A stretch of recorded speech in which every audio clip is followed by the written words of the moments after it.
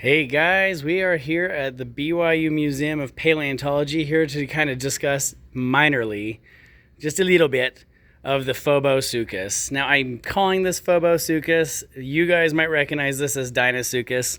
And the reason why I'm calling it Phobosuchus is this skull is somewhat inaccurate, and it was originally based off of a different specimen that was originally named Phobosuchus. Now, I do not have a cameraman here, and I've had someone mention that I need to work on a little more steady on my camera work. I am not a camera person, but here at BYU they have a fun little display talking about, it's funny that they call this hatcheri, and I'll explain why. But this specimen right here is not accurate. And I think most people know that. If you guys read Dr. David Schwimmer's Deinosuchus, the Paleobiology of Deinosuchus, the King of Crocodilians book, I'll kind of show you guys, or even link that below. It goes into a greater amount of detail about this story behind Deinosuchus. My book as well goes over the history of Deinosuchus and its naming, but this skull is special. It's bigger than it should be.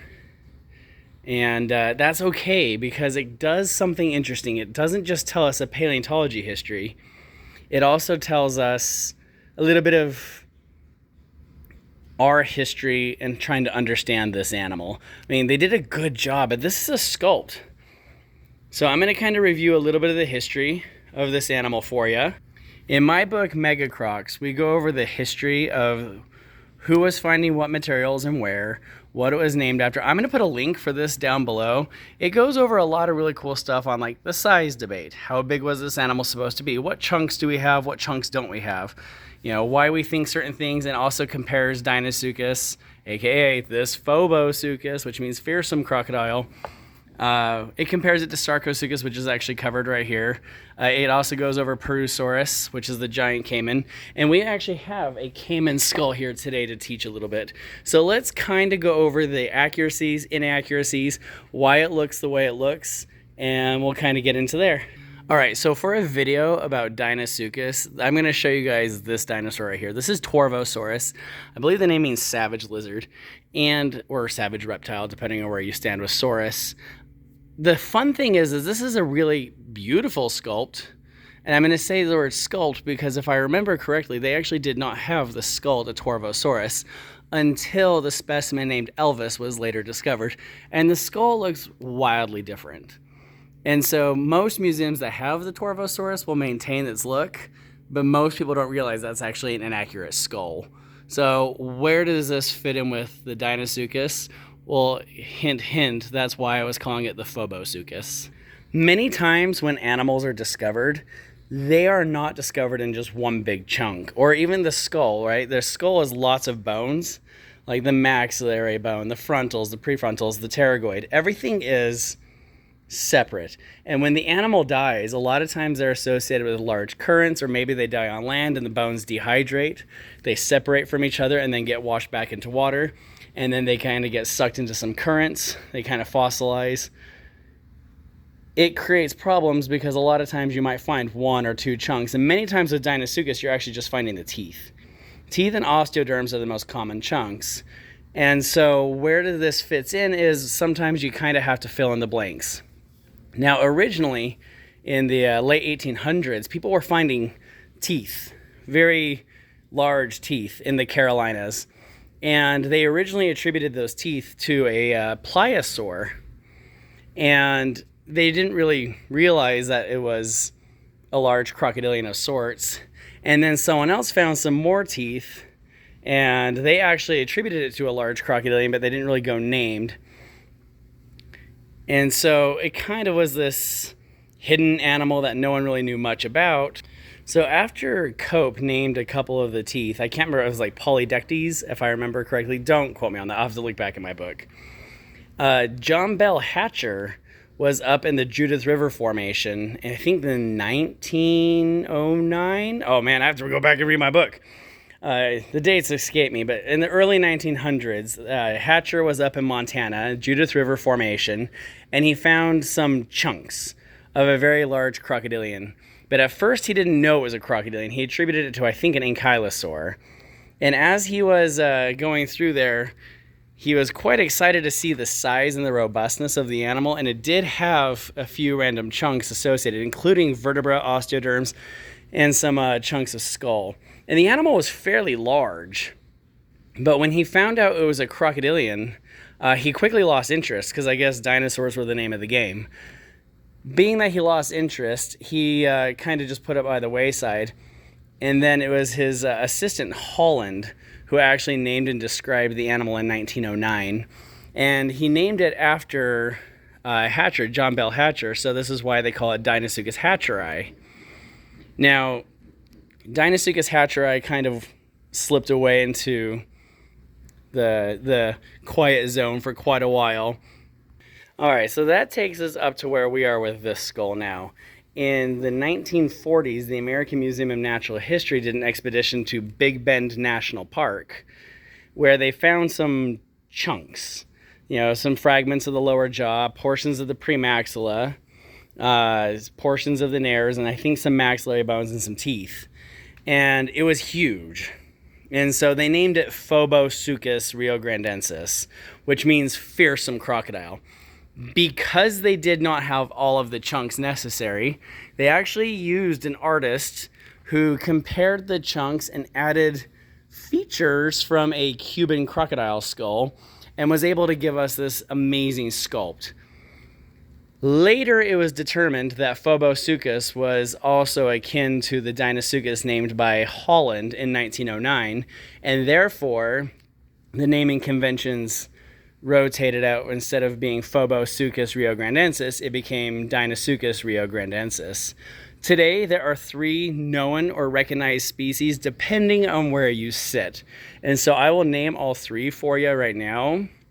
I've named after one of my heroes, Dr. David Schwimmer. You have Deinosuchus schwimmeri, who lived in Appalachia, the eastern portion of its population, which goes all the way up to New Jersey, and around down through Alabama, a lot of chunks in Georgia. Then you get the southern western portion that is Deinosuchus riograndensis, which is what this is supposed to represent. And we're going to review this skull in a second. And then in the north, where Montana is, the very most northern remains of this animal ever discovered was Deinosuchus hatcheri, named after John Bell Hatcher. Now, where is this skull accurate? Where is it inaccurate? If you read my book, I actually have a diagram. But I want to first point you to what they did right. You see this hole right here and this hole right here? Those are not the nares. That's not the nostril. The nostril is appropriately placed right here. And when I visited here when I was in college, I used to ask everybody, what are those? And they're like, I don't know. Well, it turns out that is actually supposed to be present, and that was redescribed in the late 2022, I think, 2020. So where is this skull? Well, this skull is too large. It's way too long. You look at the back of the cranial cap here, all the way to the nare, the premax. It's a little too long. So let's compare it to an American alligator. It should be more broad. It should be a little shorter. And this should come out the way it does. Then you should get this tapering between the premax and the maxillary bone. You have the huge maxillary bone. This is supposed to be, they did this pretty well, except it's supposed to be more broad. They did have a fairly bubbly nose. Kind of that big bulbous bulla. Kind of similar to a gharial, not really. It did have a very bulbous nose. Very large, deep-rooted teeth right here for the maxilla, so there should be a little bit of a ridge right here. And this is supposed to be a lot more flat like an American alligator. A little bit more flat like an American alligator. And then essentially this should be fairly similar to an alligator or some caiman back here. They did add the temporal fenestra, but they have them not hollowed out right here. They did behind the eyes. The retroarticular process is huge. The jaw is okay. Now, the funny thing is if you were to try to remove the metal frame right here and try to close the jaws, it actually won't close. They don't fit. So it was sculpted to be opened just like this, which is okay. So let's review the teeth. I believe it's supposed to have 4 teeth on the maxillary bone. So 1, 2, 3, 4. That is correct. Now, you see how kind of wrinkly they made these ones right here? It's supposed to be more wrinkly, although there are like animals like the saltwater crocodile today who will also have wrinkling in the enamel, and sometimes they don't. Now, most of the teeth we have of Deinosuchus say they should be wrinkled. The teeth back here, okay, so there should be, I believe it's supposed to be 21 or 22 teeth on the maxillary bone. So that's all of these teeth right here. It goes 1, 2, 3, 4, 5, 6, 7, 8, 9, 10, 11, 12, 13. So this is about 9 short. Okay. And what's ironic is they are kind of actually not that abnormal for a crocodilian, but most of the time when you're in college, you learn that reptiles are homodonts. Homo means same, dont, tooth. So, I mean, from a first glance, you would look at most animals and go, oh yeah, they're all just big cones. And that's actually not how it's supposed to be. Yeah, it's not supposed to be how it really is, because as they come back here, the teeth will actually mushroom, shorten, fatter, more dull, thicker enamel back here for crushing shelled prey, and or the bones of large prey, right?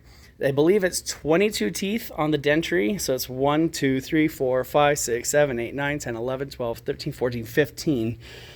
So yeah, again, short on the dentary. In fact, I actually brought a diagram to show you guys a little bit of the teeth here. Yeah, bend over and grab them. Okay, so this is a sculpt I made, and it's not meant to be perfect, but it's just meant to show that the front teeth right here are actually supposed to be curved. And so, like all modern crocodilians, they're actually supposed to have a little bit of a bow or a bend in them. And essentially, the more they approach the front of the snout, the more curved they're supposed to be. And then once they start coming back down this direction, they're supposed to get shorter and blunter, like this. So, I mean, they kind of did a short, blunt one, but again, these are still, I don't know if you can see that, still too sharp. Whereas this one is almost like a baseball, like a globidin. And even back here, there is just too few teeth, and they're not blunt and short enough back here. There is an absurd amount of evidence that actually shows that they did eat a lot of vertebrate prey, such as dinosaurs, including predatory dinosaurs, and a lot of turtles. Eating turtles is the norm for a large crocodilian. And when you have a head like this, smashing through a turtle shell is not going to be a huge issue. That's just kind of the name of the game. In fact, there's a lot of videos of alligators, saltwater crocodiles, caimans, all feeding on a shelled prey. All right, so speaking of caimans, this is actually one from our collection. This one does make a feature in our book. This is a small broad-snouted caiman. They do get larger than this. And so I wanted to show you, which is funny because they're actually technically possibly both alligatoroids. There was a 2025 paper from a team of Germans who was trying to reclassify Deinosuchus out of the Alligatoridae family, which is fine, but they didn't really use a whole heck of a lot of post-cranial materials, and their justification was trying to figure out where the salt glands would be, because they would be in a brackish system, sometimes saltwater systems. So if we open up the broad-snouted caiman laterostris here, okay, I like the broad-snouted caiman because it is also a shelled prey eater. So in the front, see how sharp and hooked the front teeth are? And then you start getting that mushroom right here. And this is to kind of crack open. It's really pronounced back here. Oops, there we go. So see how they start to mushroom back here and how sharp? So these teeth do the grabbing. If it were to do a violent inertial feeding, head shaking, these are the teeth that's going to do the damage. If it needs to break up an animal or break up its prey, it's going to start using this to break through bone or shell. These can eat large snails, other mollusks, and through the bones and shells of turtles as well. And a lot of research shows that almost all living caiman will consume turtles. That's just kind of the reality of the world of caimans. And maybe we'll do another video just reviewing the caimans, because we actually have 3 caiman skulls in our collection right now, including a Paleosuchus, trig. I can't remember the common name to the trig. I always forget that one. And it's still a gorgeous skull, and this would not be a tiny, tiny animal. This would be about a 6-foot animal. So Yeah, huge mandibular fenestra, the retroarticular process. So this is just supposed to be a very brief overview. If we go over anything else, I want you guys to make sure you smash that like button, subscribe to us. We're going to do a lot of reviews of a lot of prehistoric giants.